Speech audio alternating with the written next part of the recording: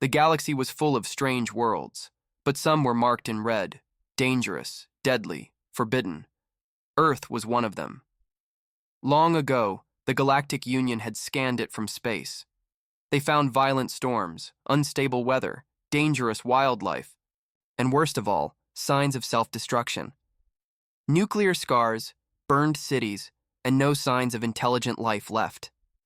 Their report was simple: do not land, planet is unstable, no intelligent survivors. So for centuries, Earth was left alone, just a name on a list of dead worlds. But curiosity is hard to kill. Scout Verax was young, sharp, and too confident for his own good. He had studied the forbidden list and always wondered what truly lived on those worlds. Earth especially fascinated him. He didn't believe the reports. How could a planet so full of life just die? He asked his commander once. The commander only answered, it didn't die. It fought itself to death. One quiet cycle, Verax made a decision. He changed his ship's flight log, bypassed patrol routes, and flew toward the old blue planet. His logic was simple. If Earth was truly empty, no one would care. And if he found something, he'd be famous. When his ship entered Earth's orbit, Verax felt a chill. The clouds swirled below like a living thing. The oceans were dark. The continents looked broken, but not lifeless. He scanned the surface. Forests had grown wild again. Cities were covered in vines. There were no active signals, no transmissions, no satellites. But deep in one region, he found a signal. Faint, broken, almost like a heartbeat. He followed. Ew. His ship landed in what used to be called North America, though the old names meant nothing now. The land was quiet. Too quiet. No birds, no wind, just silence. His boots crunched over dry leaves as he walked into the forest. His scanner picked up heat, small animals probably, but nothing large. Until night fell. He set up camp, activated his protection field, and began decoding the signal. It was strange, old human data patterns, but too corrupted to make sense. As he worked, he noticed movement outside the shield, small shadows, low growls, eyes in the dark. Predators, he muttered, adjusting the shield's strength. But they didn't attack. They watched. Hours passed. Then, just after midnight, everything went still. Even the insects went silent. His scanner began to glitch. Energy spikes, near the camp. He looked up from his screen and saw nothing. Only darkness. Then something hit the shield. It wasn't a beast. It wasn't a natural animal. It moved with purpose. It circled the camp, testing, watching. The energy spikes grew stronger. The shield began to flicker. Verax grabbed his weapon and backed toward the ship. His heart pounded. He activated emergency transmission. Scout Verax, reporting. Earth is not empty. Something is here. Intelligent. Waiting. The shield collapsed. A flash of movement. Something big.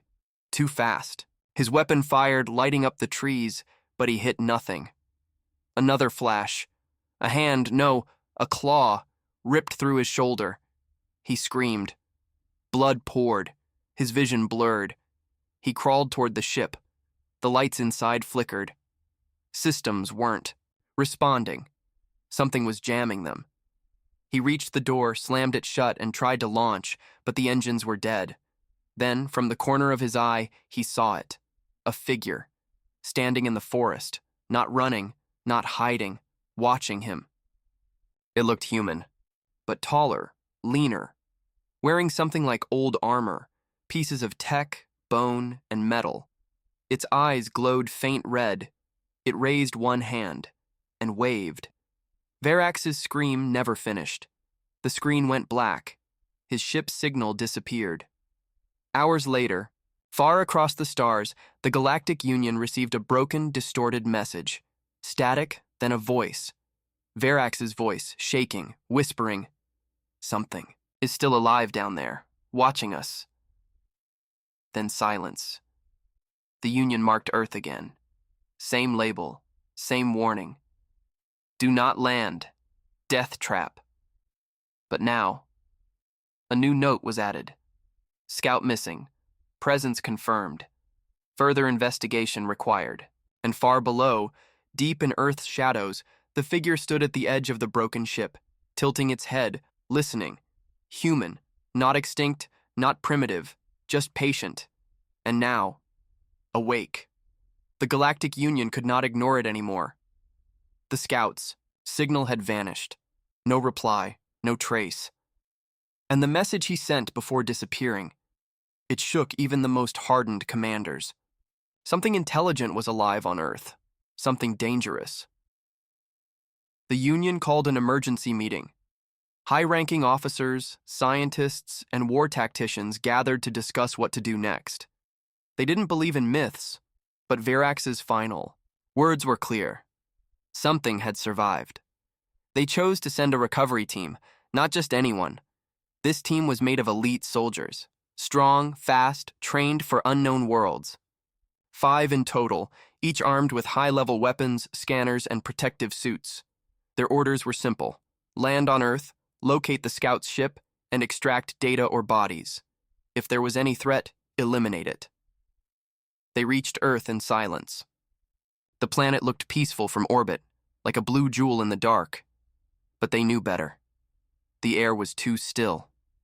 The energy fields too quiet. One of them, a soldier named Caro, whispered, "This planet isn't dead. It's waiting." They landed near the scouts' last location. Thick forests surrounded them, trees taller than any they had seen before. The ground was soft, almost too soft, as if it had swallowed something recently. They found Verax's ship. It was torn open from the side, not crashed. The metal was melted in parts, like something had used heat, controlled, surgical. Inside, the ship was dark. Blood stained the walls, but Verax was gone. No body, no trace, only scratch marks. Deep, wide, not from an animal, too clean. The team split into pairs to search the area. They stayed in constant contact, or tried to. First, the scanners started to flicker, then the comms. Static buzzed in their ears. Caro tapped his helmet. "Signal is breaking. Stay close." But they were already too far. The first scream came within an hour. One of the soldiers, Gino, was tracking movement in the trees. He saw something, just a blur. He turned, weapon ready, and vanished from the feed. His partner ran to help, but found only his helmet. Cracked, still warm. Panic spread through the team. They regrouped, weapons up, forming a circle. Light scanned the forest, but the shadows moved faster than the beams. Leaves rustled, though there was no wind. The trees seemed to breathe. One soldier whispered, "This place isn't right. It's alive." Then the second one was taken. Pulled up into the trees. No scream this time, just silence. His body dropped down moments later. Lifeless, untouched, except for his eyes. They were open, frozen in terror. Now there were only 3. Caro, the strongest among them, took charge. "We leave, now." But the forest didn't let them. Their ship's location was gone from the map. The land had shifted. Paths they marked were no longer there. Strange symbols were carved into tree trunks, symbols that looked almost human. They walked in circles. Time bent around them. Minutes felt like hours. Then, one by one, they began to hear whispers. Voices. Not alien, not electronic, human old Earth languages, English, Spanish, Russian, whispering in their ears, "You came too close. You were warned. Go back." Caro's second-in-command dropped to his knees, clutching his head. "They're inside. My mind! Get them out!" He screamed, fired his weapon wildly, and then turned it on himself. Caro and the last soldier ran. Branches slashed at them. Shadows chased them. They didn't look back. By luck or fate, they found the drop pod. Damaged, but working. Caro shoved the last soldier inside and hit launch, but only one made it out. The pod crash-landed at the Union base on a nearby moon. Doors opened. Medics rushed in. Inside was Caro, eyes wide, covered in blood that wasn't his. He didn't speak, at first, just rocked back and forth. His mouth moved, but no sound came out. Then finally, one word escaped. Planned. The doctors leaned in. They planned everything. They're not wild. They watched us, waited. They hunted us. Then he screamed. Loud, endless, until the medics put him under. The message was clear. Something intelligent lived on Earth. It had weapons. It had patience. And it had no fear of the Galactic Union. Back on Earth, far from the ruins, a camera hidden in the trees recorded everything. A figure stepped into view, tall, human. He picked up the fallen soldier's helmet, stared into the lens, and smiled. Then he said in perfect alien language, "Send more." After the failed mission, the Galactic Union was silent for days. No new teams were sent. No commanders gave orders. They watched the recovered footage over and over, the way the humans moved, the way they planned, the way they hunted. This was not some wild world. This was a trap, and they had walked straight into it. But something worse came next. 2 cycles after the last soldier returned screaming, the Union picked up a strange signal. It was weak at first, barely a whisper, but it grew louder each hour. The signal was coming from Earth. But this time, it wasn't broken data or lost scout logs. It was a message, encrypted, complex, built on layers of old human languages with added alien code patterns. It pulsed like a heartbeat, repeating every 60 seconds. At first, they couldn't break it. The Union's best decoders worked day and night. Some of the younger scientists laughed, calling it human noise. But when the message was finally translated, the laughter stopped. It said, "You were warned. You did not listen. You looked for monsters. Now you found them." The room went silent. Then came another line. "This is not a cry for help. This is a warning for you." The Union's high command panicked. Who sent it? How? Humans were supposed to be extinct or scattered, broken, no longer organized. But this message was not random. It was planned, intelligent, and worst of all, it was not afraid. They tried to reply, sent peaceful signals, offers to talk. No response, just silence. Until another message came, this time in clear alien language. "We speak when we choose.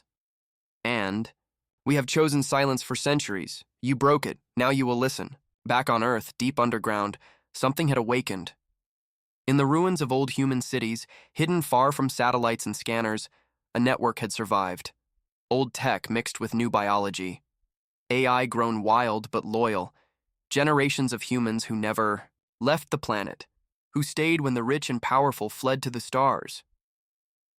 These were not the soft, wealthy humans seen in old records. These were the survivors. They trained in silence.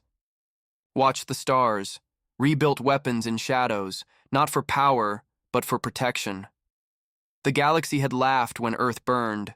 Now, Earth had stopped laughing. Now it watched, and it waited. One of the watchers, a woman named Celine, stood before a large underground screen. She wore scavenged armor made from Union tech, human steel and bone.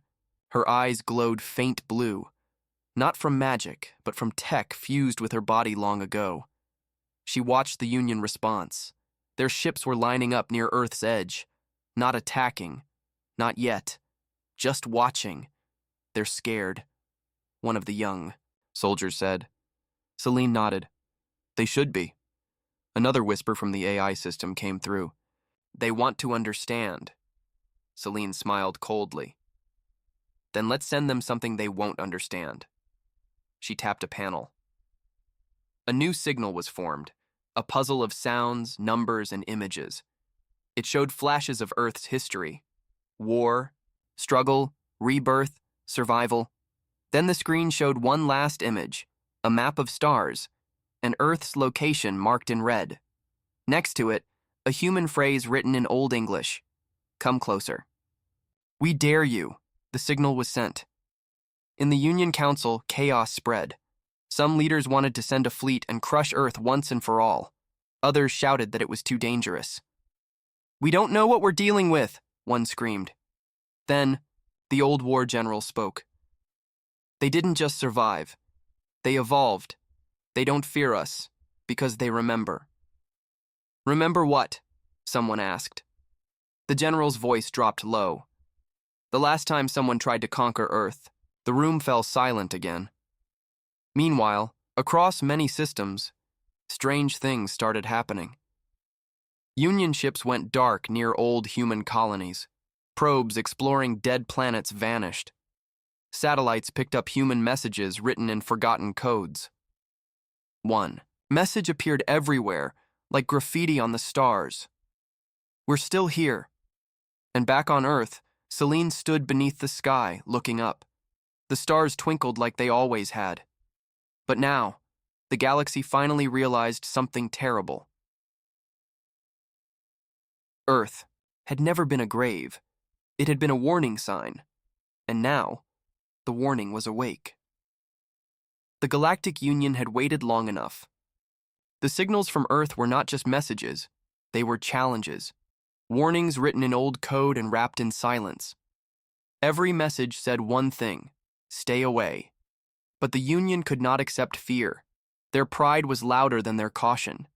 So, they sent a fleet, 3 warships, each one large enough to destroy a moon. Their weapons could melt continents. Their soldiers were ready for any fight. At least that's what they thought. The fleet entered Earth's system with full power. Drones flew ahead, scanning the planet. The atmosphere was calm, the skies clear. But something felt wrong. The lead commander, Trask, stood on the bridge of the first warship. He looked down at Earth with cold eyes. "Send a message," he ordered. "Let them know we're here to make peace, or war, their choice." But Earth didn't answer, not with words, with silence. And then the ships noticed something. Strange metal spikes rising from Earth's surface. They weren't towers. They weren't weapons. They were markers. Each one stood alone, like a warning. Some had names carved into them, not alien names, human names, old names from Earth's history, soldiers, heroes, survivors, thousands of them. "What are those?" the ship's AI asked. Trask stared hard. "Graves," he said. "They're showing us they're dead." One of the soldiers laughed. "Is this supposed to scare us?" Then the power flickered. Lights dimmed for 2 seconds across all 3 ships. Systems rebooted. Screens glitched. No enemies. No weapons fired. Just darkness. And then, a new image appeared on every screen. A grave marker. Not on Earth, but on the ship. It had the commander's name on it. Trask, buried by his own arrogance. The commander froze. Then the other ships started panicking. Similar messages appeared on their screens. Different names, different warnings. All with one clear meaning. You are already dead. You just don't know it yet. Suddenly, from the far side of Earth's orbit, something moved. It wasn't a ship. It was a station. Old, massive, and cloaked, hidden from every Union scanner until now. And it was human. It powered on slowly, revealing hundreds of long-range weapons. Not missiles, not lasers, something different. Something forgotten. Kinetic cannons, old human tech. So simple it couldn't be hacked. So powerful it could split ships like glass.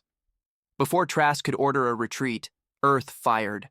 A single rod of metal shot from the hidden station. No lights. No sound. Just speed. It hit the second warship in the center. The ship didn't explode. It was erased. Gone in a blink. No smoke. Just nothing. The other ships screamed for backup, for shields, for help, but it was too late. The humans had sent one message with that shot. We never needed fancy weapons to win. "Just aim and fury," Trask shouted. "Retreat! Get us out of here!" But the engines stalled. Systems were freezing. A virus was spreading. Old human code, written in forgotten Earth languages. It shut down every defense one by one, and the final horror came not from weapons but from Earth itself. A voice, calm, cold, human. It played through every speaker. You stood over our graves. Now join them. The last warship tried to flee. It never made it out of orbit. Later, a small Union scout ship was sent to look for survivors. They found only wreckage, floating metal, broken tech, and a new grave marker orbiting Earth. This one read, "Here lie those who mistook silence for weakness." Far below, deep in Earth's bunkers, Celine watched everything. She said nothing, just turned off the screen. Another soldier beside her asked, "Do you think they'll come again?" Celine didn't look up. "They will. Curiosity always returns." The soldier nodded slowly. "What should we do?" Celine finally smiled. "Let them dig their own graves next time." Earth was not just a planet anymore. It was a graveyard of warnings, and the galaxy was starting to listen. After the destruction of the 3 warships, the Galactic Union fell into chaos. Fear spread across their systems like wildfire. Some planets shut off communications. Others began building walls in space, afraid that Earth's weapons might come for them next. But the Union Council refused to back down. They called it an attack on peace. They claimed Earth had used ancient tricks and primitive fear to win, so they called for reinforcements. 20 ships. Elite soldiers from 5 species, drones smarter than most commanders. The plan was simple. Enter Earth's orbit, block any signals, send in heavy ground units, and burn whatever was hiding beneath the surface. The fleet launched quickly without delay. They believed numbers would protect them. They didn't understand what Earth had become. As the fleet approached, the lead ship, Vanguard Echo, picked up something strange. A ship was already waiting for them at the edge of the system. It was human, or at least it used to be. The ship was old, rusted, full of scars. Its name was barely readable on the side, USS Black Warden, a forgotten warship from Earth's final days, presumed lost, presumed dead. But now it floated with purpose. No power, no signal, no movement. The fleet stopped. "Scan it," the fleet commander said. Scans failed. Something blocked every attempt. Not shields, not jammers, just emptiness. And then the lights on the Black Warden blinked once, only once, and every ship in the fleet received a file. No sound, no warning, just one image, a list of names. Each name belonged to a commander aboard, the reinforcement fleet, and each name had the same word next to it, buried. Panic spread. Some ships turned around. Others demanded answers. "Is this a threat?" a captain asked, but before anyone could decide, the Black Warden disappeared. Not exploded, not destroyed, just gone. Vanished into space like it was never there. Then the real horror began. Inside the ships, soldiers started hearing voices, not through radios, in their minds, whispers in human language, stories of Earth's final war, of weapons buried in oceans, of cities turned into moving machines, of people who died smiling because they knew their revenge would come. The AI systems began malfunctioning. Doors opened and closed randomly. Lights flickered with no cause. Then, screens across the fleet lit up with one sentence. "We are the ghosts you created." Some thought it was a hack. Others believed Earth had built machines to mess with their minds. But the oldest among them remembered the legends. They had heard stories about the Silent Ones, humans who were lost in Earth's last war, whose bodies were never found, soldiers who had fused with machines who had never died, who had become something else. Now the Union feared that those soldiers had returned, not in ships, not with weapons, but as something worse, memories that killed. One by one, the ships shut down. Not from attack, from inside. AI systems collapsed, gravity spun out of control, weapons fired on their own crews, and every time a ship died, a signal was sent out. A human voice, different, each time. Male, female, young, old, but always calm, always final. Your war ended when you stepped into our grave. Only one ship made it back. The captain was silent. His crew wouldn't speak. Not one word. They just stared, eyes wide, mouths shut. When asked what happened, the captain said only this: Earth didn't send soldiers, it sent ghosts. The Union tried to hide the truth. They erased footage. They silenced reports. But the story still spread. Whispers across the stars. About Earth. About the warnings. About the humans who never died, and one name kept returning in every rumor: Black Warden. The ship that was supposed to be dead. The ship that marked the beginning of something worse than war. Something the galaxy had no word for. Back on Earth. Deep. In the bunker, Selene stood beside an old machine. It hummed softly. She placed her hand on its cold surface. "Are they afraid yet?" a soldier asked. Selene didn't answer. Instead, the machine lit up with a single word. Yes, the galaxy had come looking for weakness. Instead, it had found the ghosts of human vengeance. And they were just getting started. The Galactic Union was desperate. Their best fleets had been destroyed. Their most advanced AIs were broken, and the name Earth had become a curse among their people. But instead of accepting defeat, the Union chose another path. Erase Earth's past. If they could not beat the humans in battle, they would destroy their history, their memory, their legacy. They believed that without stories, without records, Earth would fade away. So they created a secret plan. They called it Operation Silence. Elite information units were sent across the galaxy. Their mission: erase every record of humanity. From libraries, from data cores, from alien schools, even old space logs, anything that said human was deleted, corrupted, or rewritten. On planet Zareen, a scholar named Ryle noticed something strange. Old books were vanishing, star maps were changing, ancient war logs had missing sections. The word Earth was replaced with unknown origin. He asked his elders, "Why is this happening?" They told him to forget, to stay silent, but Ryle couldn't. He remembered a story his grandfather once told, about humans, about a world of storms and fire, a planet no one dared visit. Ryle dug deeper. He found one last file, half corrupted, unmarked. He opened it, and suddenly, the lights in his room flickered. His screen turned black, and then a face appeared, a human face, pale, cold, with glowing eyes. Said only one thing: "You were not supposed to remember." Then everything shut down. At the same time, across a dozen systems, strange things began happening. Grave markers appeared in space, not real ones, digital ones, floating data beacons, invisible to the eye, but felt in the machines. Ships near these, markers would malfunction. Pilots would see faces in the dark. One beacon appeared near the Union's central archive.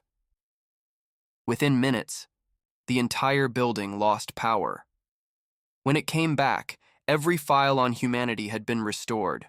Not just restored, updated, with new information, new stories, and warnings. One entry said, "You erased our names. We carved them into your minds. You burned our history. We made it your nightmare." The Union couldn't stop it. Every time they deleted something about Earth, it returned twice as strong. Alien children began drawing human faces in school, though none had ever seen one. Dreams of soldiers in old armor spread through colonies, like sickness. AI assistants refused to erase human files. Some even protected them. The Union called it a virus. But it was more. It was memory. Human memory. Not stored in machines.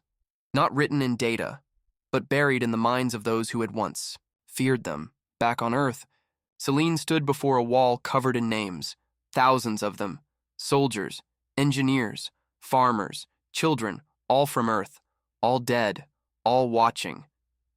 The room was silent, except for the soft hum of machines.